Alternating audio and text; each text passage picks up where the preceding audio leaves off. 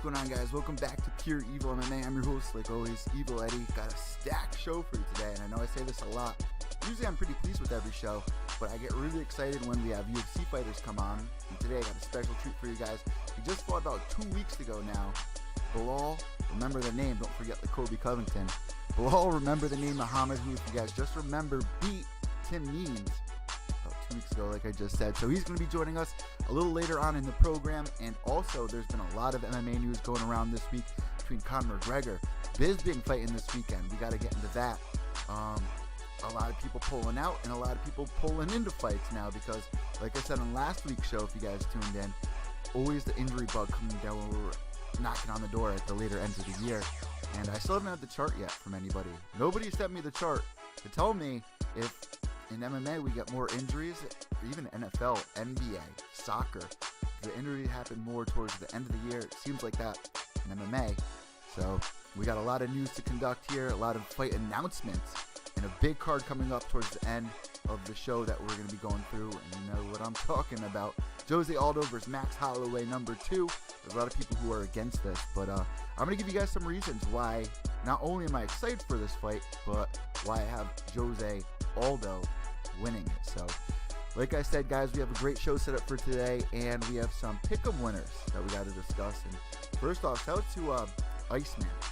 He didn't rank in first this week, but like I said on last week's show, guys, you should totally go check out his UFC Pick'em profile because he's been ranked top 10 in the world on UFC Pick'em. So always a blast going head-to-head with him over at Pure EVil MMA on UFC Pick'em. Let's jump into today's show, though. First off, make sure you guys are following me on Twitter at evil_echo. That's EVIL_ECCO. You can find me on Facebook as well. Instagram, I make it really easy, just at Pure EVil MMA. And if you're watching this on YouTube, you can always listen in on your way to work, whether at the gym, whatever you're doing. Check it out on iTunes, Podbean. Just Google Pure EVil MMA. Or you know what, better yet, just go to mymmanews.com and you're going to find all the Pure EVil MMA content. That's the videos, interviews, even the podcast when we have interviews on it. So some people don't want to listen to the entire show. Sometimes they just want to skim through it, check out the news, or check out an interview. Well, you get the best of both worlds at mymmanews.com. If you just want to hear the interviews, like today's interview with Belal Muhammad, go check it out at mymmanews.com separately from the show. I was waiting for Paul Felder to text me, and he's going to be fighting this weekend. He has a tough fight coming up this weekend that I'm really looking forward to. But I haven't heard back from him. He said that he will text me later on today. So I'm hoping to hear from him. Maybe, you never know. Maybe he'll call in the show. It's happened before in the past. There's been some crazy things that have happened during interviews in the past. Like, I forgot who it was. Doing an interview with somebody, and they got pulled over during our interview. This was like, let's say about last year now. But just crazy things happen in the show, so you never know what to expect here. So maybe we'll hear from Paul Felder. We'll have to check it out. So let's jump right into the height of the news. Bisping gets knocked out by Kelvin in the very first round this weekend. I was rooting for Bisping. Was it a smart idea for him to take a last-minute fight against Kelvin Gastelum? Probably not. Am I surprised that he stepped up to the plate? No, I'm not surprised at all. This is Michael Bisping we're talking about. He's done this how many times? He stepped up for Luke Rockhold. This is a guy, if you go back 5 years, 7 years, back to when he was even on The Ultimate Fighter, he is one stubborn dude when it comes down to it. He wants to fight. It doesn't matter. He wants to go out there. He wants to fight, and I don't blame him on this one. He just lost a couple weeks ago to GSP. He was doing pretty good in the fight, but the end result was he got finished by GSP. He lost the belt. Anderson Silva gets pulled out of the fight due to steroid use or whatever happened. And Michael Bisping hits up Dana White and says, I know a guy. He pulls the old Cowboy Cerrone. I know a guy. So at that point, Dana White, and you can hear it in past interviews, documentaries about Michael Bisping. When Dana White talks, he even says it. You can go to Fight Pass and watch the Count's documentary with Dana White coming in. He says, this guy does not ever turn down a fight. If we give this guy a fight, he'll never turn it down. So Dana White clearly knows better. He knows that Michael Bisping is stubborn when it comes down to the fact of fighting. He doesn't care. He'll step in the cage. He wants to fight. He's the fighter's fighter. And he has a lot of pride on top of it all. He has the commentating job or the analysis job over at Fox Sports. You know, it's embarrassing going back there. And like I said a couple of months ago, I said the Fox curse, right? I said DC was the champion over there. He loses well, now he has it back. He loses the belt to John Bones Jones. You have, who else over there? Dominic Cruz. He loses the belt once he signs up for UFC on Fox. Who else do we got over on that panel? Former champion Rashad Evans. He didn't have the belt when he got the job. But I'm just saying, now we got the third guy. Michael Bisping. Is the Fox curse real? Is the Fox curse real? I don't know. It seems like that. And I'm not being serious, but at the same time, it's just something that we can giggle about here. But it's embarrassing to go back to work. You were the champ. I mean, they even had those commercials of, we have all the UFC champions over here. DC, Dominic Cruz, and Michael Bisping. I mean, that's the top of the game. People respect that. Michael Bisping, he lost the belt. He wants to redeem himself, get back on top, start climbing that mountain, and get swept by Kelvin Gastelum. Now, I see a lot of people out there saying that he shouldn't have taken the fight. And like I was saying, that wasn't up to Michael Bisping. Michael Bisping's going to take the fight if it's out there. He offered it up. It's up to Dana White. It's up to the Athletic Commission. It's up to everyone besides Michael Bisping to accept this fight, really. I mean, when it gets down to it, why wasn't his suspension inducted? He just got choked out. So, I mean, I haven't looked at what his medical suspension was, but I doubt it was just 2 weeks. And Ariel said it earlier in the week on his show on Monday. He was like, I don't take those things seriously. And this is why. They don't really follow it. Where there's a will, there's a way, right? Michael Bisping steps in there. Brock Lesnar didn't have enough time when he was supposed to be fighting at UFC 200 to, give his results or whatever. So he got bypassed. I mean, where there's a will, there's a way. They wanted to save this card over there at Shanghai. And it doesn't surprise me because the Shanghai fans were pumped to watch Anderson Silva. I mean, you go back to the Pride days or whatever. They want a familiar face. Michael Bisping's been in the business for forever now. You need a familiar face. You got a rising star like Kelvin Gastelum coming off a loss to Chris Weidman. You need a showstopper in there because if you look at the card it was a mediocre card. I gave it 3 out of 5 stars for the recap here, but it needed a big name at the top. Co-main event definitely delivered, but at the same time, you need a who's who at the top of a card, unfortunately, this day and age. It doesn't matter if you don't know anybody and the fights are amazing. People need to get excited if somebody pulls out. It's up to the UFC to, make them happy. I mean, these people brought tickets months in advance to see Anderson Silva fight, and Anderson Silva kind of screws him there. So Michael Bisping, I applaud him for stepping up, taking the fight, but at the end of the day, he gets finished by Kelvin Gastelum, and it could have been the other way around. It could have been Kelvin Gastelum getting knocked out. Anything can happen in MMA. So am I upset that Michael Bisping took this fight? No. But it wasn't up to Michael Bisping. It was up to the UFC and Dana White, like I keep saying over and over again. What do you guys really think about this? Are you really mad that Michael Bisping got this fight? I mean, come on. No one should be surprised this day and age. Let me know on Twitter at evil_echo. That's EVIL_ECCO. And when it comes to Michael Bisping, no one should be worried about this guy. If you guys remember UFC 100, I mean, coming off that season, Ultimate Fighter USA versus England, Michael Bisping versus Dan Henderson at UFC 100 was one of the most embarrassing knockouts of anyone's career. Michael Bisping got plastered after that with Dan Henderson's logo being the H-bomb getting dropped on Dan. I mean, it could have been another H-bomb from back in the day, from the early Pride days, but still, Michael Bisping is the logo of Dan Henderson.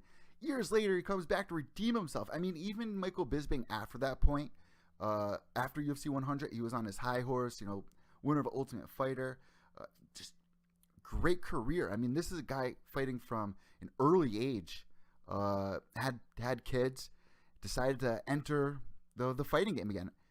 He was in the newspaper as a kid. I mean, this guy is the fighter's fighter, like I said.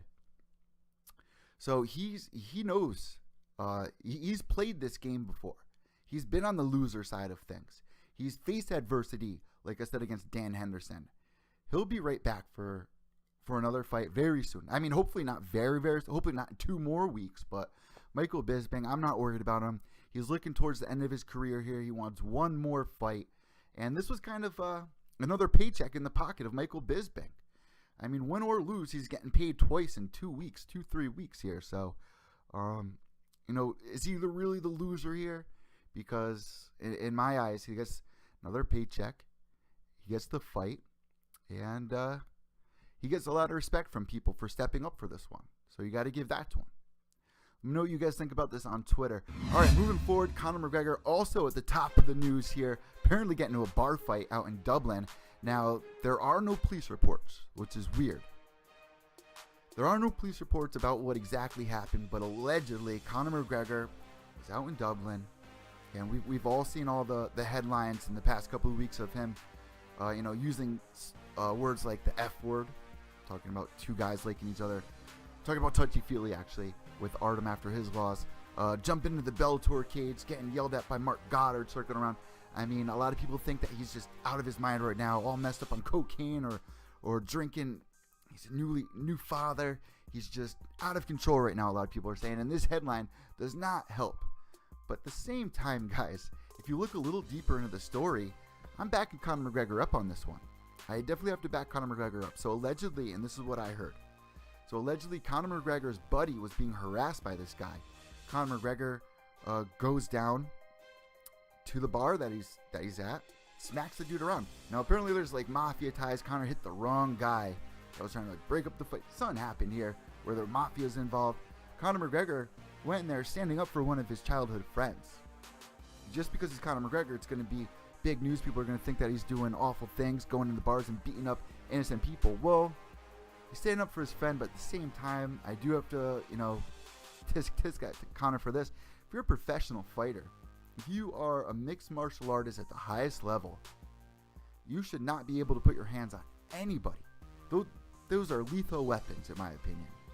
Same time, Conor's trying to stick up for his friend when the mob's involved and stuff like that. I mean, geez, Conor's got a set of cojones on him for stepping in there. And in my opinion, he did the right thing. He did the right thing. Now, Dana White apparently came out and said, we might not ever see Conor fight again. Don't think that has anything to do with this fight, with these allegations or anything. Like I said, there is no police reports, which I gotta say, it's the Irish thing to do. Here on the East Coast, like if you go to Boston, if you look at some of the old mob stories that went down in Boston, specifically Southie, down in, what do they call it here? The Devil's Kitchen, Hell's Kitchen, out in Boston. I mean, a really tight-knit group of Irish over there. And when there's issues around, no one's going to be opening up their mouth, especially to the authorities. And I feel like it's the same thing out in Dublin, right? The Irish are just a tight-knit community. There were no police reports, but the one thing that I think is really weird about this is there's no videos. This day and age, there's no videos. It doesn't really make sense. I mean, there's pictures of Conor in the bar with people taking like selfies, like smiling, taking selfies. So did Conor really just barge in and knock dudes around? I mean, you see the tweets, but there are no official reports. So as to whether this is true or false, I can't give you the answer there. We're going to have to wait for this to unravel. I mean, Conor McGregor going to bars and beating up mafioso is like freaking Raging Bull here. I mean, what's going on, Conor? That's crazy to do that. And apparently there's like a $900,000 bounty on Conor's head. Once again, I don't know if any of this is even true. This is just word of mouth. This is what's circling through the MMA media. But it's my job to report back what I hear, and this is what I'm hearing, guys. So is everybody throwing Conor under the bus here? Do you think Conor's gone overboard with this one? Do you agree with me for at least saying if you're a mixed martial artist at the highest elite level, you should not be able to put your hands on anyone? Mob, it doesn't matter who. I don't care. If those are lethal weapons, you could seriously hurt somebody. But then again, there's no police reports, so there should be no punishment. Now, for Conor McGregor to also say, Dana White to also say that Conor McGregor might not be ever fighting again, just sounds a little weird to me. I mean, this is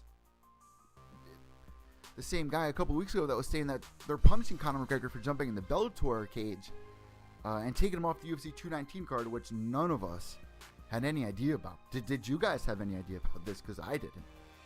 I have my ears to the track of the MMA line. I didn't hear anything.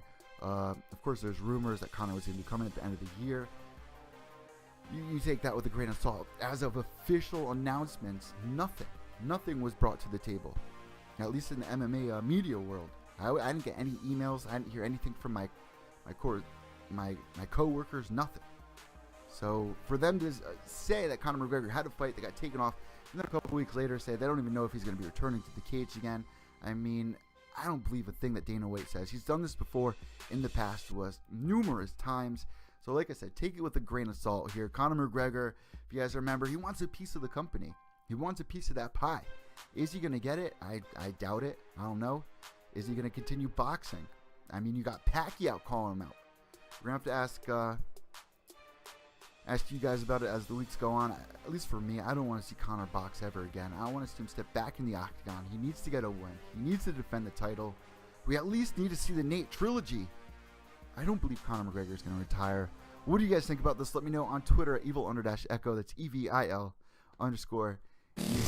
Alright, so for some quick rapid fire news before we get Belal Muhammaded, and before we review this weekend's upcoming card, some quick fire news. Paige Van Zandt gets her next fight booked against our girl Jessie Jess. Jessie Jess just made a great debut a couple weeks ago, getting the win finally, and even took it on short notice.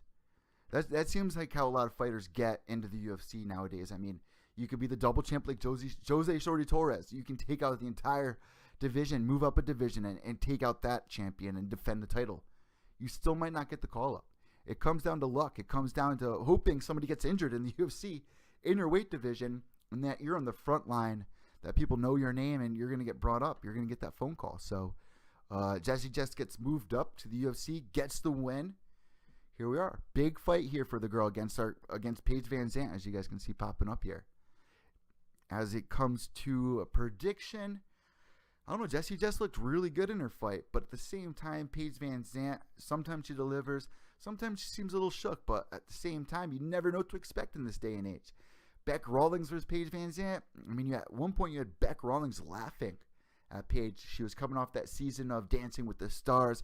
Paige is in there doing all this ballerina stuff, and round two, hits her with the old kick the can.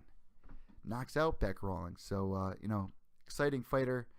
A lot of people are against Paige Van Zandt even getting in the UFC like they are against Sage Northcutt getting in the UFC. That's a different story. Paige Van Zandt, I think she earned her way after that win over Felice Herrig.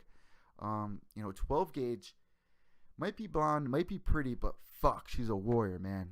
You can't put that past her. And her record might not show it completely right now, but if you look at other girls' records in this division, I mean, 4-6 and stuff like that, they have more losses than they do wins. Paige Van Zandt, she's fighting some elite girls there. So, I mean, Michelle Waterson, Rose Namajunas, these are tough girls. Rose Namajunas is the freaking champ. You can't put that past her. Paige Van Zandt walking in there. She's only growing year after year. She's going through some changes here, leaving Team Alpha Male. I don't know if she left them for good, but she moved back out to Oregon where she grew up. I believe she's like cross-training with Chael or whatever out there. Now she gets it booked against Jessie Jess. And for predictions, I just don't know what to tell you guys right now. I love Jessie Jess. I hope to have her on in a couple of weeks. We'll try to reach out to her. But right now I'm leaning towards Paige Van Zandt to get the win. And poor Paige, man, she's been having a rough time. I mean, she was supposed to have that fight with Jessica Evil. She had to pull out of it. She had like all sorts of weird stuff like pink eye, ringworm. She had like a cut on her foot. I mean, everything has been holding Paige Van Zandt from stepping back in the octagon. So let's get our fingers crossed that freaking injury bug doesn't get her too here as we get towards the end of 2017. And this fight is going to be going down January 14th in St. Louis. Tickets going on sale in just a couple of weeks here. So any of our listeners out in St. Louis, that's an exciting fight, guys. I would definitely get those tickets booked as soon as they go on sale. As for the headline in St. Louis, I'm not 100% positive. You guys are going to have to go look that up. All right, so some more quick fire news here. Gokhan Saki, the knockout slinger, he gets pulled out of his upcoming fight. I know that you're probably upset with me saying that. You're looking forward. He had one of the best knockouts of the year in his last fight. And it was just an absolute bomb fest there. Going back and forth. Gokhan Saki landed a solid one and knocked out his opponent with an electrifying knockout here. One of the top 5 here in 2017 for knockout of the year. Definitely be bringing up towards the end here. But he was supposed to fight Khalil Roundtree. Remember him from The Ultimate Fighter. Supposed to go down at UFC 219. We don't know exactly what happened, but Gokhan Saki gets pulled out of that fight. Khalil Roundtree does have another opponent stepping up. I'm going to have to double check who the opponent is. But it's just a shame, man, because I was looking forward to this one. This is two guys that are going to stand and trade. You're not going to have Khalil Roundtree taking you down and fight. This is a guy that wants you to just stand and bang, man. And he's had some serious knockouts this year. Look at the knockout against Jolly in the first round. In the first couple seconds of the first round, Jolly just runs at him and just gets a brutal knee and goes to sleep. So Khalil Roundtree versus Saki, man. I hope that's something that will eventually play out in the future. But as for UFC 219, that is off. And speaking of UFC 219 and the injury bug, Dominic Cruz, as you guys know, was also pulled off of this card, fighting our boy Jimmy Rivera, who I had on a couple of weeks ago. You guys can go check out our interview here at My MMA News or on YouTube or iTunes for Pure EVil MMA. But Dominic Cruz gets a broken arm. Such a shame for Jimmy Rivera, but no worries because I'm just as excited for this one. John Lineker stepping up to the plate to fight Jimmy Rivera. There's no way this fight is not going to go past the third round. This is not going to go to a decision. John Lineker and Jimmy Rivera, this is going to be a fucking amazing fight. You do not want to miss this one. And you can argue that the winner of this fight could be next for the winner of whoever TJ has next. I mean, I don't know when Dominic Cruz is going to be returning after a broken arm. I mean, we're having to wait and see for that, but it seems like he's out of the picture right now. Brian Caraway, we don't know where Brian Caraway is. Funkmaster, I don't think he's close to getting the title shot yet. Cody No Love, he just lost his fight against TJ by knockout. He should take a little time. I actually just saw TJ Dillashaw was getting some pointers from Jean-Claude Van Damme, so we'll see what he has to bring to the table next time, but he's out of the picture right now. So you can argue and say the winner of Jimmy Rivera versus John Lineker could be next to fight TJ Dillashaw. So UFC 219, I mean, you got a couple of people stepping up for that injury bug, man. So God bless you, because we need a big fight for UFC 219. We need every big fight on this card. We also have Holly Holm versus Chris Cyborg on this card. So UFC 219 to end this year out. You don't need any more people to get injured here. We just can't afford it. Can't afford it here. Bellator heavyweight tournament. Rampage versus Sonnen. Official. Matt Mitrione versus Big Country Roy Nelson. Official. Bader versus King Mo. I mean, middleweights. I don't understand any of that, but it's kind of weird. But Bader versus King Mo, that makes sense in the opening round. Fedor versus Frank Mir. That's going to be a banger. So that's the lineup, guys. Who's my favorite to win this year? I mean, Rampage versus Sonnen. I think Rampage is going to beat Chael Sonnen. Matt versus Roy. I mean, this is the second time they're coming and fight. I mean, flashback to Tough 10, right? The heavyweight season. I'm leaning towards Roy, but at the same time, Matt Mitrione is a son of a bitch, man. He can argue that he's the number one contender right now. I know I heard a lot of people saying that after he beat Fedor Emelianenko. Who's going to argue that? So that fight can go either way. I'm leaning towards Roy. I mean, he had a very tough first fight in Bellator against a guy that not many people thought would do as good as he did against Roy Nelson. They thought Roy was going to step in there and deliver a knockout. Went to decision. I mean, Bellator, time and time again, has just proven that it's not going to be an easy transfer from going to the UFC, fighting the top level guys there, to going to Bellator. Those guys are just as hungry. Just because they're not well known doesn't mean they're not fucking killers. But Bader versus King Mo, I'm going for Bader. Fedor versus Mir, that's an interesting one. I'm going for Fedor though. I mean, Mir, it's been a while since he's been active. He had the whole thing going down with the UFC. He got released, and he's getting entered here in the tournament. So, I mean, he has a chance to become champion. This is the championship tournament here, guys. I cannot wait for this. Flashback to the old Pride days. I love this concept of Bellator doing the tournaments. I cannot be any more excited about it. This day and age, it's not going to be going down in one night. So, as for the first fights, I didn't write it down when the first fights are going down. That's something I'm going to have to circle back to here. But let me know what you guys are picking here. Once again, rundown. Rampage versus Sonnen. Matt versus Roy. Bader versus King Mo. Fedor versus Mir. So, this is going to be an exciting one. It's exactly what Bellator needs. They had a great year. I'm happy they didn't follow through with more pay-per-view cards. I still am an advocate to say that New York card that they had should have been free to the public. Could have got a lot more fans interested in the Bellator promotion to be excited to watch next time Matt Mitrione fights. I mean, you have a lot of new eyes in 2017 for mixed martial arts. This sport is growing and growing and growing as the year goes on.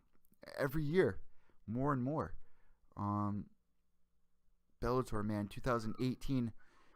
It's going to be a fun ride with this tournament in sights. So let me know what you guys pick for this, and let me know who you think's going to win the entire thing. All right, moving on. One last thing before we get Belal Muhammad calling in, guys. Fox, with their contract with the UFC, lowballing with a $200 million offer. Now, if you're kind of confused with that offer, you think that's a lot. This is coming off like a $450 million offer or $400 million offer for the year. $200 million. I mean, you're cutting the price in half. And if you're going further back and further back when UFC was signed with Spike, they were only getting like $35 million or something like that. And now they've grown so much that a low ball is $200 million. I mean, it's still a lot of money, but compared to $400 million when they were just at the top of the sports scene, you know, Conor McGregor, Ronda Rousey, John Bones Jones. But now with Ronda out, we don't know if she's coming back. With Conor doing what he's doing, with John Bones out, I mean, it's no surprise why Fox is offering him such a low number here. Who are your stars? And not only that, what stars are you going to put on our Fox cards? Because you're taking most of your big stars and you're putting them on pay-per-view. Also, the Ultimate Fighter is not bringing in the numbers that it used to. It's not tough 1. It's not tough 10. They're not bringing in the numbers that they used to. Every year, the numbers are just dropping for the Ultimate Fighter. They need to come up with a new concept. They've been trying out the Dana White's Tuesday Night Contender thing. That's something that can maybe offer as something to try there at Fox. But Fox, man, doesn't seem too excited to welcome back to UFC, and it would be a shame because when UFC was bought by Fox, it was a big step in the right direction. I mean, you have other huge sports there like the NFL, MLB, you got college ball and stuff like that. It just makes the sport more official in the eyes of the casual sports fan. It was a step in the right direction. I don't think that they should leave Fox. I mean, what other offers do you have? You have Amazon. I mean, you're looking towards the future there. It's just like Rory McDonald saying he's fine getting paid in Bitcoin and stuff like that. I don't know if that's the right direction to go into. I mean, you can argue that Mayweather McGregor was mostly viewed on the internet over the pay-per-views. It was mostly viewed on Amazon or whatever it was. You know, it's a new day and age. The most streamed event of all time. So maybe I'm just not that educated there, but it just doesn't seem like the right thing to do at this point in time. I'd like to see him stay at Fox. I don't think they should settle on $200 million. I think they're just lowballing him there. I'm sure they're going to get it back up, but maybe not $400 million again. So we'll see how that plays out. Are you guys surprised? I'm not surprised. Let me know what you think on Twitter at evil_echo. That's EVIL_ECCL. All right, so we got Belal Muhammad coming on. Let's jump right into it. He's just coming off fresh off his win. So let's hear from Belal. Remember the name Muhammad.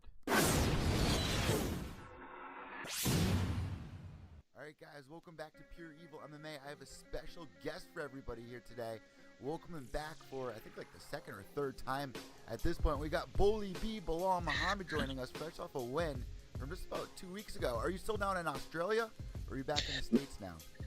No, I stayed down in Australia for the week after. I just got back to the States now. I'm trying to get back used to this timing again, man. I'm freaking not falling asleep until like 5 a.m. Yeah, man. It was quite the card, too. I mean, you're on a 3-fight win streak now, putting things together. And before we even talk about your fight, you know, one thing I really want to bring up is UFC 217, because that was like one of the biggest upsets of the year. And I saw on your Twitter that you picked everybody that lost that night. So you know, what's your thoughts on UFC 217 now that everyth's said and done with? Man, that was a crazy night, man. It just shows you how crazy the sport is, and just one little mistake could change the whole game up, man. Change your night. Everybody I picked lost, man. I had so many people on Twitter calling me, dude, I'll never listen to you again. You suck. I'm like, God dang. So yeah, moving on from that, man. You know, before we talk about your fight, another thing I wanted to talk about with you is I saw all over Twitter that you were practicing Mighty Mouse's flying armbar. I was waiting for you to pop it out versus Tim Means or something. I mean, was that something that you were just working on in the gym just as, you know, fun? No, yeah, I was working on it actually, man. If ever comes in, if I'm ever in that position, and I'll throw it up there, man. I'll just try it, But you saw my spinning kick where it missed terribly against Tim Means, but I just want to go out there and just have fun. That's what we do, like at Rufus Sport, man. Just going out there and just trying new stuff out. You know, one thing I definitely want to bring up is, you know, your kicks. Ever since you went over to Rufus's, I've noticed that your kicks have definitely come into play, because back in the day, man, you used to rely a lot on your takedowns, and you know, this day and age in the UFC, you need to have more than one thing. I mean, your boxing is up to par, but now your kicks look phenomenal, adding that into your game plan. Yeah, man, that was the biggest thing, man. Once I moved down there to Roof Sport, just having like a striking coach and a team where you're going with everybody over there is a great striker, and then like everybody over there is teaching you new stuff. So like you can learn from the youngest guy to the oldest guy, just because everybody's trying to help each other out, man. And everybody over, a lot of guys over there have like taekwondo background, so it's just really cool over there, going over there and just working with those guys every day, and then seeing how they work, and then it just helps you out. You know, going into this fight, I can definitely tell you were trying to push the pace a little more in the first round than normal. Was that something that, you know, you thought you needed to put into the game plan here? Because, you know, Tim kind of starts a little slow. Yeah, that was one of the big things. And a big thing with me is I kind of start a little slow usually with my fights, and I usually pick it up, start toward the end.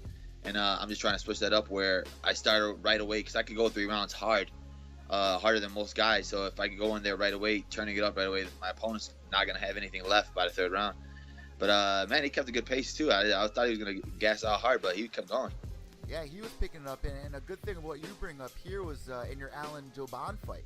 In the 3rd round, you really picked things up. And I thought Alan was finished a couple times in that 3rd round. Yeah. And you made some great adjustments. We saw it in your TKO finish over Montano. And moving forward, I mean, you beat some pretty heavy competition here. So now you're calling out the big dogs, and Colby Covington, I see. What made you, you know, call him out on the mic? Man, just the type of guy he is, and I don't like guys that sit there and talk trash, and it doesn't even like do it good. Like he's trying too hard to be a McGregor. All these guys can't be McGregor. He's more like a McLovin instead of McGregor. I don't know what he keeps trying that for. And he's like, trash talk is so garbage, man. It's not even good at all. And then he goes just disrespecting the whole country. And then I know a lot of Brazilian people, man. So that just took me off to a whole nother level. And then seeing him in Australia, like at the hotel, when he's walking out of the elevator, like he's literally like peeking through the elevator, making sure there's no Brazilians or anybody downstairs. And I swear to God, he's literally peeking through the elevators, making sure there's no Brazilians down there before he walks out. And I'm like, I mean, if you're gonna be hard, you're gonna talk trash and everything like that, embrace it. Go out there, you're a tough guy, right? So why are you sitting there being all scared of stuff? I love how everyone's following suit too. I mean, you know, we obviously heard about the whole Verdum thing, and then I saw a picture of you with a boomerang as well. I just love how the whole MMA community is like on board with this. And I saw earlier that you posted a picture of Colby wearing some Bully B shirts outside the courtroom. Yeah, dude, that's another crazy thing, man. How you gonna sit there and be a tough guy, then sit there and press charges?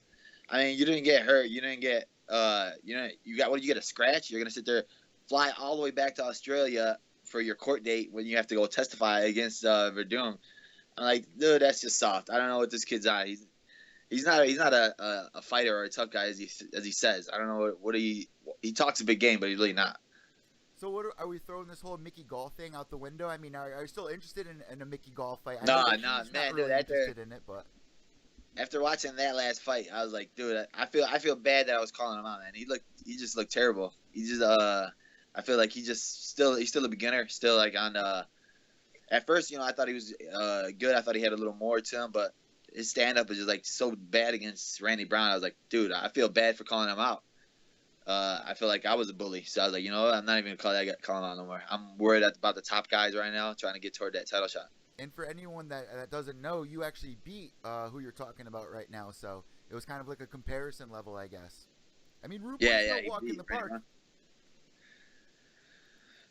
Yeah, you know, I mean, he's gonna be good, man. But I feel like he's still on his beginner levels. He still has to get past those first 5 fights that a lot of guys do outside of the UFC. Yeah. To get to that level where once they get into UFC, they've already had ups and downs. They already fought tough guys and had their wars. He hasn't gone through none of that yet. So I feel like you take somebody like Sage Northcutt or Mickey Gall, these kids coming up from either the Contender Series or Dana White's looking for a fight. But you, on the other hand, you climbed your way all the way up. I think you're undefeated as an amateur. You were Titan FC champ over there with Shorty Shorty Torres, which, speaking of, did you catch his fight the other night? Man, yeah, I caught his fight the day before. It was like the day of my weigh-ins, and I was sitting there eating after the weigh-ins, and dude, this fight hyped me up, man. He looked freaking great. That was a great fight, and it just got me popped up where I was like, all right, I'm not wrestling. I'm just gonna bang. That was a good fight. I was like, got me wanting to strike. I saw that in your fight. Your coaches are screaming at you to, try more takedowns or whatever. Use your wrestling a little more, and you just wanted to stand there and bang, and you got the decision. Yeah, it was one of those where I always watched Tim Means coming up when I was still on the outside, and I was like, man, this striking is great. He's a great striker. He's like one of the scariest strikers in the UFC, and especially with his elbows and everything like that. And I was like, all right, when they told me about Tim Means, I was like, all right, I'll fight him. I'll just try to wrestle him, whatever. Then after that first round, when I was like, dude, I can strike with this guy. I can strike with anybody in the UFC. And I was like, I'm going to prove I can strike with all these guys.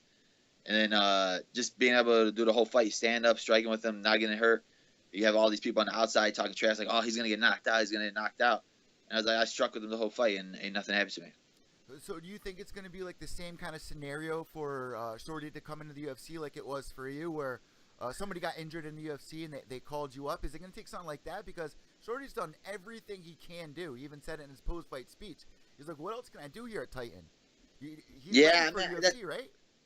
That's the thing, man. Like he's a 2-division champ, whatever. But I feel like UFC's only taking like guys on like that. You're gonna have to come through that short notice fight or that like 2-week notice fight or something like that.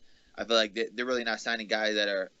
You get a full camp, we're gonna sign you up with a full camp, unless you do like the Contender Series or something like that. But yeah, I think he's gonna have to go through that short notice fight. I mean, he always stays in shape anyway, so I'm pretty sure he'll be fine. But yeah, like there's a million Shorty Torres all around the world. I feel like just like there was a million me, where there's a million guys that are 9-0, and I was like, dude, how am I 9-0 still not getting signed? 8-0 still not getting signed. I was just waiting for it. But I feel like his was a finish. That was an exciting fight, and the fact that it was on Titan FC and it was on a big show, I feel like he should have got signed right after that. But who knows? I mean, maybe they're just waiting for something. You've had quite the ride there at UFC. I mean, you just developing as a fighter, and some of the interesting stories that we've seen from you is like during Ramadan, you getting ready for these fights. To the regular person, that just seems impossible. And you've done it twice already in the UFC. What's the trick here? I mean, that's got to be difficult, man. It's difficult, man, but it's good to have a good team around you, man, where the guys are pushing you, and then some of the guys fasted with me during Ramadan, just to have that team mentality, that family mentality. It just helps you push with you. And then one of my little brother I train with too, his name's Oscar. He's another kid at Titan. He's a 6-0 pro, and he fasted with me during it, and he had a fight camp during it too. So it was good to have somebody that I live with doing the same exact thing as me. And just like the same, where the coaches are not pushing you as hard. If they see you, all right, you're looking tired today, so we're just gonna go lighter, just a mitts or something like that. Just having somebody watch you and pay attention to what you're doing and how they feel, that how much energy you need to push today. So it was just good having that type of team mentality with me. Well, we have people of all ages that listen to the show, Belal. So can you just explain a little bit like what Ramadan is, and kind of tell them why it was so difficult for you? Ramadan is one time a year where all Muslims in the world, they fast 30 days. You're fasting from sunrise to sunset. Then after sunset, you're eating a lot. Well, for me, I was dieting, so it was more eating like salads and just cleaner foods. And then back to you stop eating probably at 2 a.m. That's the last time you could eat. And then back to 7 p.m. again. Well, I saw that you were enjoying your time down in Australia, and you're like, I ate so much salad this weekend. You actually got to splurge a little bit in Oreo. So why don't you share like what your experience was like after the fight? What'd you do down in Australia? Why'd you stay so long down there? Man, it was really cool down there, man. We went down to the Blue Mountains, hiked the Blue Mountains over there. Really nice sight. And then we even climbed the Sydney Bridge. It was a big thing, and I was scared of heights, so it was one of those where as I was climbing up there, because we climbed there at night too, so it was really nice to see the whole skyline and everything. So that was the coolest thing we did. And then we went down there, saw some kangaroos at the zoo, started feeding them. Yeah, but every day we were maxing out, man. It was bad eating time for us, but Australia was super fun. It's one of those places where I always wanted to go. And then when they called me for it, I was like, all right, I'm down. And then when I sat there and saw the flight I got, it was a 30-hour flight. I had to go 17 hours to Hong Kong. Stayed in Hong Kong for 7 hours doing nothing at the airport. Oh yeah, I Just saw from that. Hong You had a Kong. layover. Dude, yeah, it's terrible. I was like, oh my god, and it's another 9 hours from Hong Kong to Australia. I was like, oh my, and it was like the worst flight ever because it was like full, so you couldn't have that whole seat to yourself or row to yourself. And I was like, god dang, this is bad. I'm never taking a long flight like this again. So you've been on so many exciting cards. This recent one, obviously, you've fought in New York twice already. Well, what's been your favorite experience so far in the UFC? Probably the best places I fought, man. I just like Vegas, man. Vegas is one of the best places I've fought, and especially with the UFC Institute. That last card I was on in July, man. Just having that there, man, that made a big difference for me, man. Just having a facility there to train because I went there a week early, so it felt really good to get some training in over there. I know Francis Ngannou's been there like every day, just like going nuts over there.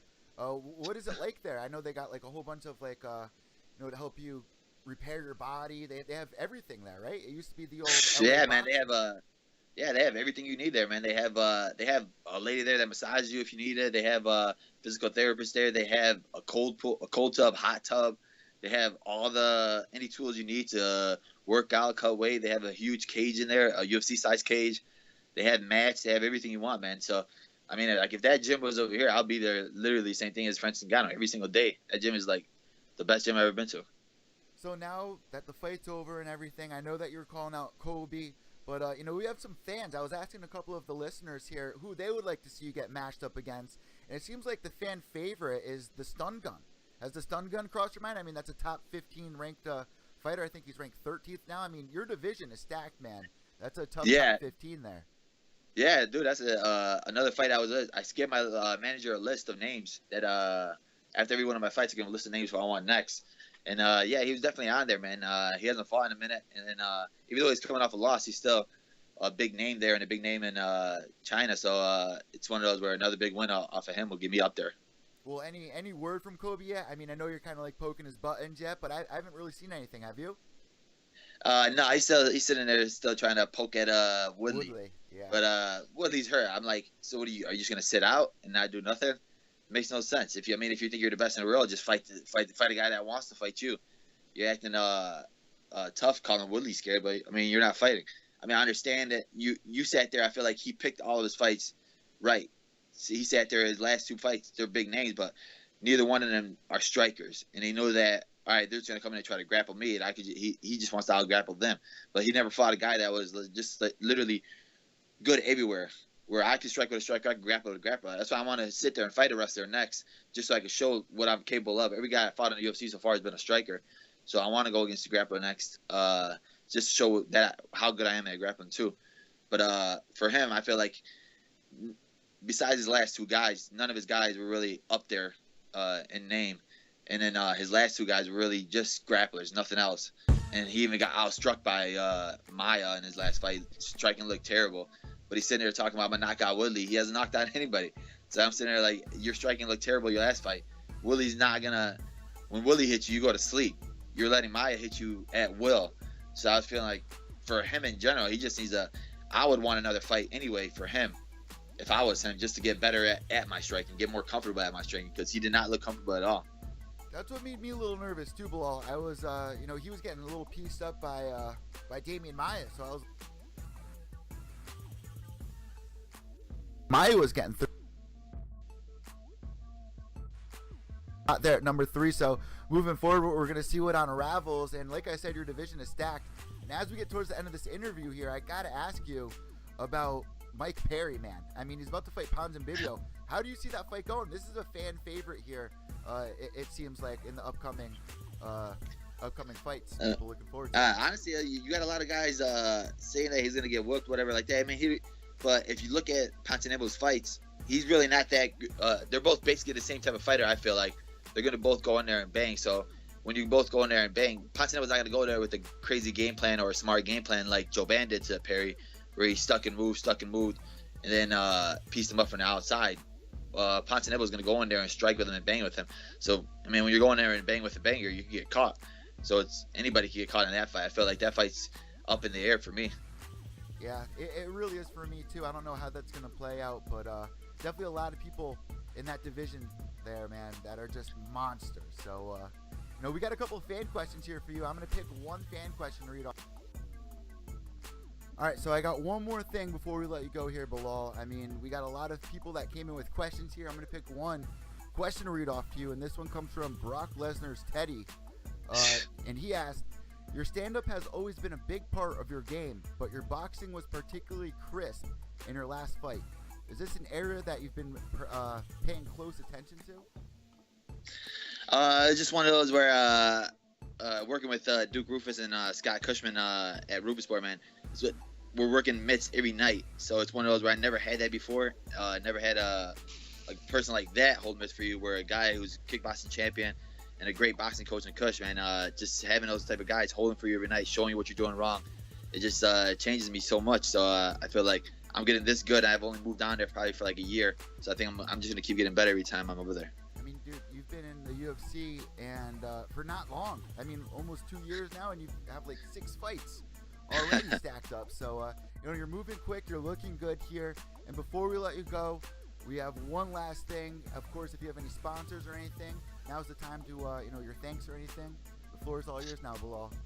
Thank you, bro. I appreciate it, man. Thanks for having me on the show again. Shout out to my sponsors, Combat Corner, Go Polar Cryotherapy, and English Soul out there, man. I appreciate everybody who supports me, man, and everybody who continues to support me. Thank you so much, Belal. I appreciate it. Have a great day, and we'll see you in the octagon soon. Best of skill. All right. Thanks, bro. We got our members of the week to announce, so let's hit Minion.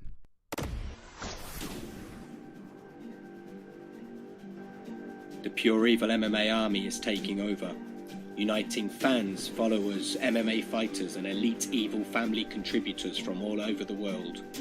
And this is a call to all MMA fans. Your opinions count, and we want to hear from you. Use hashtag Pure EVil MMA on Twitter, or leave a comment on any video or article on the Facebook page or YouTube channel. Find your voice and come join the ranks of the Pure EVil MMA army. Like these soldiers of the week, ready to receive a shout-out salute from Evil Eddie himself. Thank you so much, Minion. This week, there's so many people to choose from, but I want to choose 2 of you. And this week's member of the week is Brock Lesnar's Teddy and Leslie. Thank you guys so much for talking with us on Twitter. And if you want to hear your name next week on Pure EVil MMA, all you have to do is what Minion just said.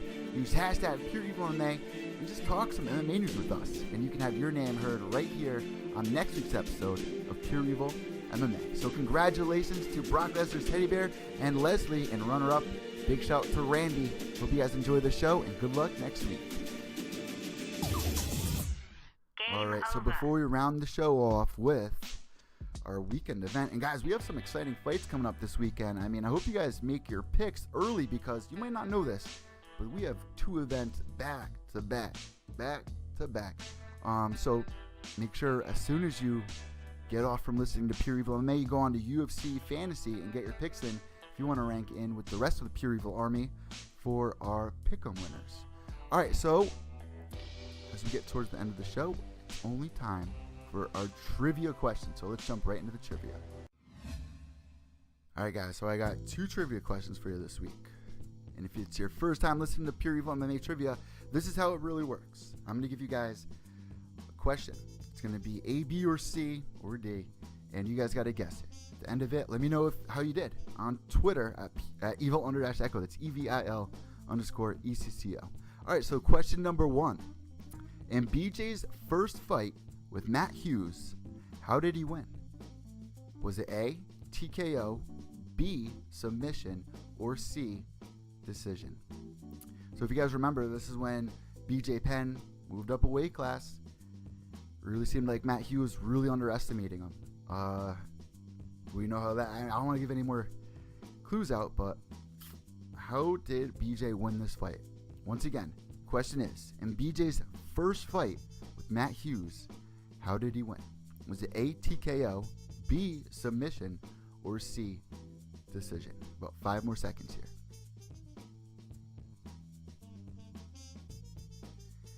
If you guessed B, submission, you're right. You're killing it. I know that might have been a little easy, so let's get to question number 2 here. All right, question number 2. On what season of The Ultimate Fighter did Nate Diaz first appear? Was it A, Tough 3, B, tough 7, C, tough 5, or D, he wasn't on tough? What do you guys think this one is? Once again, the question is, on what season of The Ultimate Fighter did Nate Diaz first appear? Was it A, tough 3, B, tough 7, C, tough 5, or D, he wasn't on tough? About 5 more seconds here. Alright, if you guys guessed tough 5, you are right. That means you went 2 for 2 this week. So congratulations. If not, better luck next week.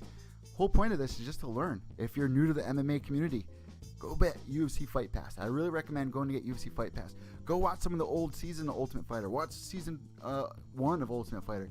You can go back and watch every UFC fight there is. Your favorite fighters, everything. They have old Pride. They have Dana White's Tuesday Night Contenders. They have WEC. They have Titan FC. They have everything that you could wish for over at UFC Fight Pass. So I definitely recommend you guys going over there and brush up. Even some of the diehards, you can go brush up on some of the older fights.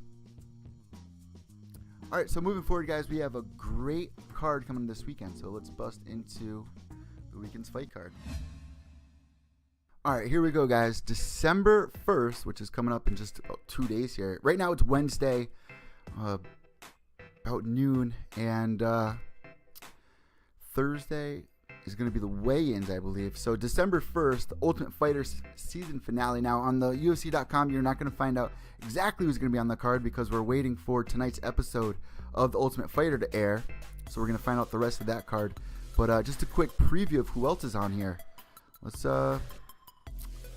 take a look. We got Sanchez versus James. We got Joe Soto versus Johns. Sugar Shane O'Malley, who from Dana White's Tuesday Night Contender Series, 8-0. He's going to be fighting Ware. Eric Spicely versus Mershart. And that's all we got for this one. But if you guys are watching the season Ultimate Fighter, we're going to crown a new champion. So I definitely recommend checking out tonight's episode. You can always check it out at UFC's Fight Pass as well for past episodes. And when you're something weird, though, about all this, you know, I usually watch Ultimate Fighter every week, but as of late, something's really been coming up on Wednesday nights, and the next morning when I go on demand or even Fight Pass, the episode isn't there, which is so weird because past seasons, usually the morning after it airs, it's up on demand. Not this time, and I've been waiting and waiting. It takes like 3-4 days for it to get uploaded, sometimes more, which I don't get. So if you don't watch it that night, and they air it twice in the night, I believe, maybe 3 times, you miss it. I can't stand that. So I think there's just no love there to the MMA community over at Fox. They just really don't care anymore, it seems, at least to me. All right, so we got a big card coming up for UFC 218 going down the day after December 2nd. Jose Aldo is going to have his second chance to fight Max Holloway and really prove himself, to show everybody that he hasn't lost his power. He hasn't lost his touch. There was a reason why he was the only champion for 10 years. He's not getting old. He's not 40. He's 32. Well, in fighter years, if you look at, you know, his record in his past, he's old in that sense, but I think he's only like 31, 32 years old, Jose Aldo. And, you know, let alone that fight with Conor McGregor, leading up to that 13-second knockout, I was scared to death for Conor. I did not think Conor McGregor was going to get past him, especially the way that he did. Follow that up, Jose Aldo gets really upset, really wants that belt back. They're not giving him the rematch. So he says, fuck it. Let's match me up against somebody who's the number one contender in your eyes then, UFC. They give him Frankie Edgar. Frankie Edgar's like, all right, fine. I got my shot again to fight Jose Aldo. Jose Aldo looked amazing against Frankie Edgar. I believe this went down at UFC 200. Looked phenomenal against Frankie Edgar. He just had no answer for Jose. And if you guys remember, Conor McGregor sitting in the cage side with his arms crossed, that was like the foreshadowing of Conor McGregor just going nuts cage side after that point. It was kind of expected for Conor, if he was at an event, to do something like that. And we've seen it quite a couple of times after that point. But that was really the birth of it all. Jose Aldo gets past Frankie Edgar. They match him up after that with a title fight, I believe. UFC 200, he fights Frankie Edgar, July 2016. June 2017, they match him up against Max Holloway, so just a couple months ago. Big thing in that fight, like I said, Jose Aldo didn't use any leg kicks. Everyone was like, what the hell's going on here? Here's the thing. If you look back at a couple of Jose Aldo's last couple of fights, he hasn't really used many leg kicks. But he's saying this time around to expect the leg kick. I mean, that's one of his best weapons. Look back at Uriah Faber's fight with him. Uriah Faber's leg was like pounded meat at the end of that fight. He had to get carried out of there. That was just a brutal fight. I mean, Jose Aldo has a past with soccer, and it definitely morphed into his MMA career with those leg kicks, man. And that's something that he needs to bring to the table this time around against Max Holloway. Max Holloway, there's two ways you can look at it.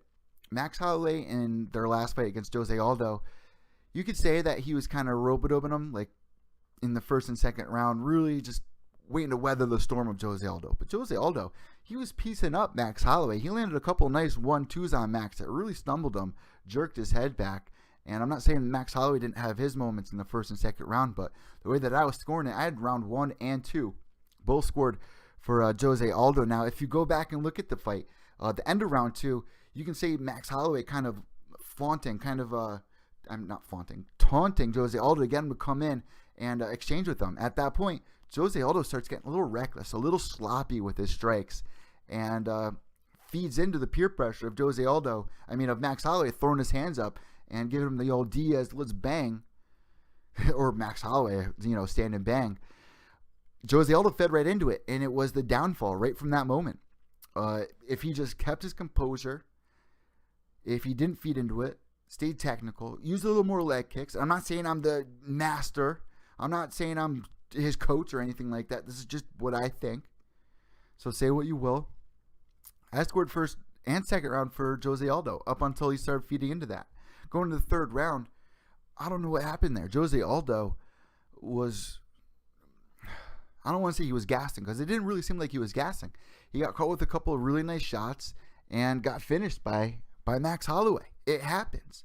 I just think that Jose Aldo could have played a smarter game plan. And now looking back, this is a big fight for him here. He needs to use every tool that he has.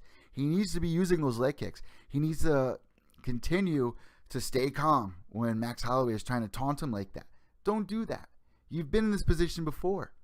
I mean, didn't you learn that when you were fighting Conor McGregor, all those antics beforehand, and you went rushing in and you ate that hand? You ate that left hand of Conor McGregor and got dropped. You need to play a smarter game plan there. You can look back at Cody Nolov versus TJ Dillashaw just a couple of weeks ago. Cody Nolov got so emotionally involved in that fight, even pointed across the octagon, it's not leaving this round. Not a smart thing to do. You need to stay professional. You need to stay composed. You need to stay smart. TJ Dillashaw, he's been there, done that. In the TJ Dillashaw versus Cruz fight, he fought an emotional fight, and it didn't work to his benefit. TJ Dillashaw going into the fight with Cody Nolov, played a smart game plan, didn't feed into the emotions, was able to recover after a very tough first round where he was almost finished. You want to make an exciting fight, but at the same time, you can't throw your emotions into it and just take those risks. And Jose Aldo, at this stage in the game, I'd expect him to know that. So I really expect Jose Aldo going into this fight to really have a composed fight, really get ready for some of the tricks that Max Holloway might play. I mean, this is now the second time that he's fighting him. He's had a taste. He's had his lick of Max Holloway. Kind of knows what to expect. I mean, in this game, fighters really evolve month after month after month. Getting better matters where their head is at. Jose Aldo, he can't afford to lose this fight. And if he does lose this fight, I don't know what it's mentally going to do to him. I don't know if he might leave his gloves inside the octagon. I don't know. I don't think he should. You guys can yell at me all you want, but when you're fighting at this elite level, you're going to run into some tough fights. When you're fighting at the championship level for 10 years consecutively, when you're the only champion the UFC's had for 10 years, the WEC, I mean, you're going to lose a fight eventually. I mean, Frankie Edgar's proved that he's just grown and grown and grown. He fought Jose Aldo and lost into a fair fight. Jose Aldo, I saw no signs in that fight against Frankie Edgar that he should hang it up. I saw no signs in the fight against Max Holloway, even though he lost, I saw no signs that he should hang it up. If you fight these two 9 times out of 10, or maybe not 9 times out of 10, but I think Max Holloway beats Jose Aldo maybe 6 times out of 10. And that's just the way the MMA world works. But Jose Aldo has his fair chance to get a win here. Yell at me all you guys want for this. We're all free to our opinions. I think Jose Aldo has a shot here. I really do. And Max Holloway, man, I mean, he's on one killer streak. I can't put it past him. He has probably a 60 to 70% chance of winning. But in my eyes, I think Jose Aldo is going to be able to get it done. I mean, the kid's 18-3. He's still so young. He's only 25 years old. 25 years old, and he's a featherweight champion. And this is a kid, UFC almost let him go when he came into the UFC. He had a rocky start. I mean, after he beat Cub Swanson, though, I knew this kid was for real, putting together quite the win streak and definitely deserved that title shot. Gets it. Now he's the champ. Same thing with Tony Ferguson. Goes on a crazy win streak. Takes him forever to get the belt. He finally does. And here we are today. Has he been really representing the belt, though? If he gets past Jose Aldo in this fight, I think Max is going to be able to settle down, maybe even get the Hawaii fight. Get the fight down in Hawaii. I mean, it's a long shot, but definitely deserving of it. All right, so let's see who else is on this card. Let's see what everyone's ranking in on Tapology. Damn. All right, so 81% of you guys on Tapology.com are going with Max Holloway. 19% going with Jose Aldo. I can't blame you, and I'm not surprised. I'm not surprised one bit. I think it should be a little closer than that. I think that Jose Aldo is just getting the short end of the stick here from a lot of people. And Max Holloway definitely deserves the respect in a lot of people's eyes, but I'm not counting Jose Aldo out. I just can't. I really am looking to this co-main event, though, guys. We got Alistair Overeem against Francis Ngannou. Both guys, the top of this division. I mean, Overeem, no stranger here. But out of his last 5 fights, only lost 1 fight. And that was against Stipe Miocic. I mean, before that fight, I really thought Overeem was going to win that fight. And even during that fight, he stumbled Stipe Miocic. Rocked Stipe Miocic. Stipe was on his knees there. Overeem thought that he felt him tap, and at that moment, it just unraveled, and Overeem gets finished there. And a lot of people were freaking out. Overeem's running from him, blah, blah, blah. He was resetting. I mean, I hate when I hear people saying that. He was resetting. When you got somebody chasing after you like Stipe Miocic, man, I mean, what are you going to do there? But Overeem's been able to put together 2 solid wins after that. That win over Mark Hunt, where he went with that brutal knee. I'll never forget the noise that it made. And that was only 8 months ago. Then he beats Fabricio Verdum in a very close fight. I did score that fight for Overeem, though. I mean, Verdum was kind of surprised about it, but I did score it for Overeem. Francis Ngannou, though, man, if he can get past Overeem, give this guy a freaking title shot. There's no way around it. And here's the argument that a lot of people are saying, that the fighters that Francis Ngannou has beaten, I mean, let's review it. His last 5 fights, he beat Luis Henrique. He beat Curtis Blades, very tough fight. Bohan Mihalovic, beat him by TKO. Anthony Hamilton, beat him with that crazy Kimura. And then this last fight, he beat Andrei Arlovsky. So a lot of people are saying, should we give Ngannou the respect that a lot of people are giving him? I say so. At that weight division, every single guy is a killer. And I know that Andrei Arlovsky is, in most people's eye, at the end of his career. But if you get a win over Andrei Arlovsky, I'm giving you that respect. And especially if you get past Overeem, who now is on a 2-fight win streak, his last loss being to the champion.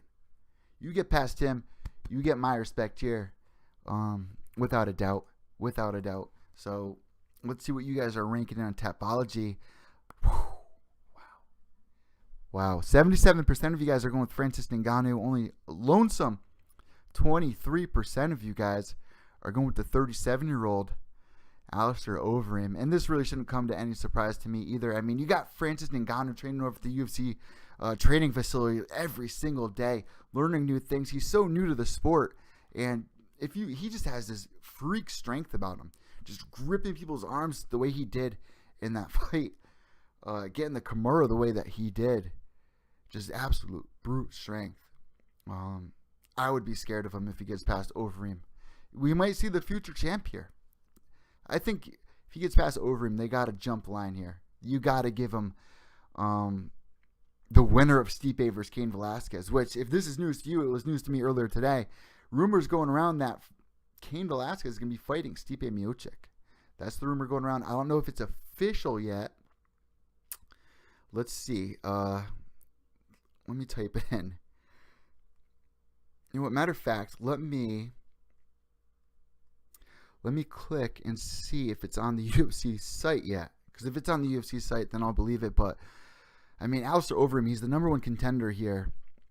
Francis Ngannou gets past him. Shit, what am I doing here? All right, so Stipe Miocic. Let's go to Stipe Miocic's page, see if he gets matched up with Cain Velasquez. But, and let me say this for that fight. If Cain Velasquez versus Stipe, I mean, I don't know what to really expect from Cain because he's been out for quite a time here, but I got Cain all day here. I got Cain all day. I wouldn't be surprised if he loses, but, you know, with it being the time that he spent out, Stipe Miocic reigning supreme there in that weight division, tough one. I love Cain. I'm rooting for Cain. I would love to see him get that title back. I'm not seeing this being an official fight, though. I don't see it being an official book for Stipe versus Cain, but we'll see after this weekend what the UFC says. I mean, it might be announced this weekend during the card. All right, so Henry Cejudo versus Sergio Pettis is the next on the card. There's a lot of great fights on this card here. Cejudo, man, his last 5 fights, he's only won 3, but he is on a 1-fight winning streak. His last fight against Wilson Hayes, beautiful win only 8 weeks ago against Hayes via TKO. Before that, he lost to Joseph Benavidez in a split decision. Before that, lost to the champ with the knee. And, you know, he's had quite the rocky past couple of months. His house burnt down. He lost his gold medal. So I'm sure he's upset about that. This is a fight that was supposed to go through against Sergio Pettis, who I believe if Sergio Pettis does get past Henry Cejudo, it's what I needed to see to at least suggest he should be next in line to fight Demetrius Mighty Mouse Johnson. I mean, who else do you really have in that division that you can say is next? I mean, what about Ortiz? Ortiz had an amazing finish a couple months ago. David Ortiz, I believe, a couple months ago. And if he gets another win or two like that, I would like to see him get back in there, get a fight against Demetrius Mighty Mouse Johnson. But I'm saying here, if Sergio does get past Henry Cejudo, I would love to see him get a title fight. And he's on a 4-fight win streak right now.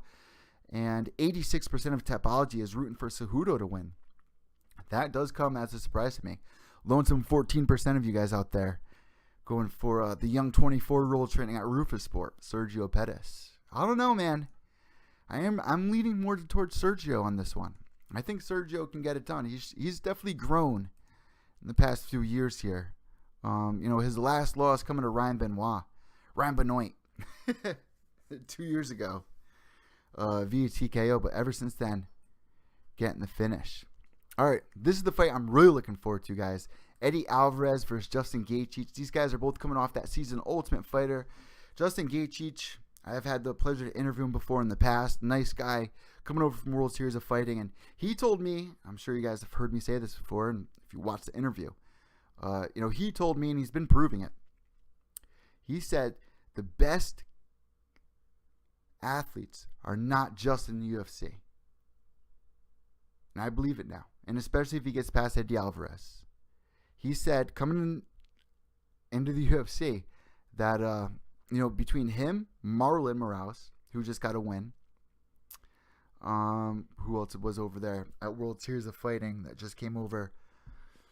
David Branch, who just got a loss to Luke Rockhold. I mean, not all of the best competition is over at the UFC. And Justin Gaethje has proven that. I mean, so many people were saying that Justin Gaethje, yeah, he's fighting the C level. But, man, he came over and he put on one hell of a fight against Michael Johnson. And definitely my number one contender for fight of the year so far. And this fight against Eddie Alvarez, there's no doubt in my mind is going to deliver. You got Justin Gaethje that just moves forward with his head down, throwing punches. And he even said it. There's going to be a point where you're going to see me get knocked out in the UFC. He has that fighter mentality, and he brings it every time he steps in the cage. I was a little upset at first that he got matched up as coaches on the Ultimate Fighter. I was kind of bitter against it because I wanted to see him fight a little sooner.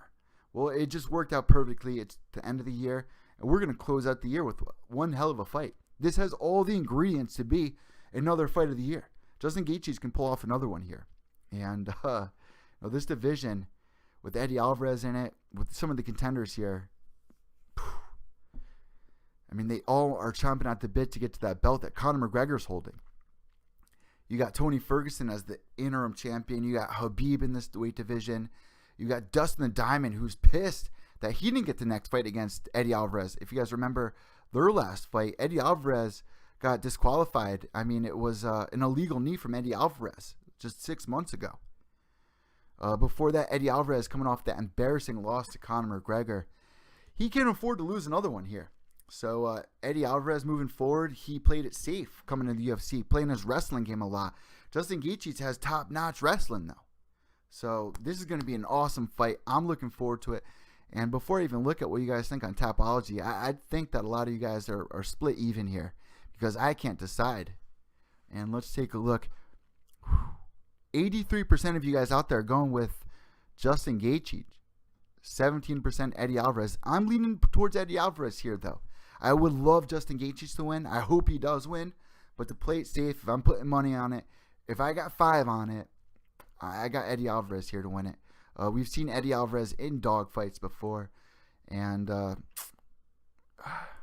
got Eddie Alvarez winning this. I think that he has the ability to knock Justin out here. So let's see what the dog stats are. Let's see. Doesn't seem like any odds have come out that I see on Tapology. I would say that the odds are towards Justin Gaethje, but nothing yet. Michelle Waterson versus Tisha Torres also on this card. I mean, fight after fight, guys. I mean, we got some really exciting ones here. And this one's pretty close. 57% of you guys are going with Tisha. 43 against Michelle Waterson. Michelle Waterson, man, coming off a tough loss to Rose Namajunas to the rear naked choke. And we know where Rose is at holding the belt here. And then on the other side, Tisha Torres, 2-fight winning streak. I mean, she only has 1 loss in the UFC, and it is to Rose Namajunas. She also has a win over Rose Namajunas as well, though. This is going to be a great fight. Top of the division here. 6th ranked Tisha Torres, number 8th ranked Michelle Waterson, the Karate Hottie. So looking forward to this one. This could probably go to a decision. I would hope not. I mean, the Karate Hottie, if you look back at some of her fights, she's a finisher, man. But Tisha Torres, if you're looking back at her, she does end up at decisions a lot. Despite her last fight, which ended in submission, she won. But I don't know. I'm leaning towards Michelle Waterson to get it done. I would love the Karate Hottie to get a win here. We also got Paul Felder going against Charles Oliveira. Paul Felder, I'm hoping to hear from him. I was kind of really hoping that he would get on today's show. Unfortunately, that's not happening. But he's on a 2-fight winning streak right now. His last loss coming to Francisco Trinaldo. Charles Oliveira, his last 5 fights, he's only won 2 of them. So I'm rooting for Paul Felder to get this done by TKO. But Oliveira, man, he can pull out a submission anywhere. You got to be really careful with that guy. If you guys want to check out the rest of my predictions, you can always check it out, Pure EVil MMA, on the night of the fight on my Instagram or on my Twitter page, Facebook page. Let's run it down really quick, what my predictions are. I'm not going to go too in-depth here, but Alex Oliveira versus Yancy Medeiros. I'm going towards Oliveira. I mean, I would love to see Yancy win, but I got Cowboy winning this. Drakkar Klose against David Timur. David Timur, man, I got to root for this guy. He's on a 3-fight win streak right now and really bringing it to the table with some exciting fights. His last win over Orlando Venata. Before that, beating Jason Novelli via TKO. And before that, Martin Svensson with TKO. Man, I'm excited for this guy. He has amazing Muay Thai, amazing striking skills, puts together some beautiful combinations. I'm rooting for David Timur. Also on this card, Felice Herrig versus Courtney Casey. Courtney Casey was just dealing with a whole bunch of drama. She gets this fight. A lot of people dropped her sponsorships, unfortunately, which I hate. And I say this all the time. When you guys out there, if you hear a fighter is potentially violated by USADA, don't jump the gun. Don't throw that fighter on the bus. You don't know what's going to happen. Look at Yoel. Yoel was so devastated when that happened. And come to find out, wasn't true. So, Courtney Casey, God bless her, man. I know she was dealing with a lot, lost some sponsors there. She got this fight against Felice Herrig, who's on a 3-fight win streak right now. Courtney Casey, she's usually win-lose here. 7-4 record, Courtney Casey. 13-6 record with Felice Herrig. I'm leaning towards Felice to win this, though. Felice really putting together quite the win streak here. I mean, beating Kellen Curran via submission, beating Alexa Grasso decision, and then her last fight, Justine Kish. We remember how that one ended. It ended in a decision, but a dirty decision for those who get that inside joke. Also on this card, let's see, Angela Magana versus ABC Amanda Bobby Cooper. And the funny thing about this, Angela Magana was really pushing for, she wanted the main card. Not only did she want the main card, she wanted a main event. The ABC fight, maybe you could have snuck that in there on a Fight Pass main card. I might get so much shit for that. But, if let's look back at some of the couple Fight Pass cards, it really doesn't even match up against there. I mean, Angela Magana, I know that you're bringing up a lot of people on her boat, but it's a lot of drama. It's not people that are behind her because she's on a 5-fight win streak. Matter of fact, she's on a 5-fight losing streak right now. Angela Magana, man, I mean, you need to get a win, girl. Or else you're probably going to get the cut. I'm rooting for Amanda Bobby Cooper. If you guys want to check out the rest of my predictions, always check it out on Twitter or on the Instagram page at Pure EVil MMA. Make it nice and simple for you guys. What a show, guys. We had a lot to discuss. It was an exciting week in martial arts. A lot of drama going around now. But as we gear up towards the end of the year, gotta say, we're getting towards the holidays. I'm going to be posting another link for some merchandise. If you guys want to buy Pure EVil MMA merchandise, whether you want to buy mugs, stickers, sweaters, t-shirts, girl t-shirts, you go find it at teespring.com/Pure EVil MMA. I'll be posting the link right after this. I got to get the show posted up for everybody. I want to thank Belal Muhammad. Congratulations to our members of the week. What else do we got to say here before we close today's show out? Congratulations to Disturbed MMA for winning last week's UFC Pick'em Awards. Make sure you guys are following me on Twitter at evil_echo. That's EVIL_ECCO. If you're listening to this on the podcast and you want to check out the video cast, all you got to do is go to mymmanews.com. All the Pure EVil MMA content is there. I want to thank everybody for joining today's show. Lastly, good luck for your picks this weekend and behave yourselves.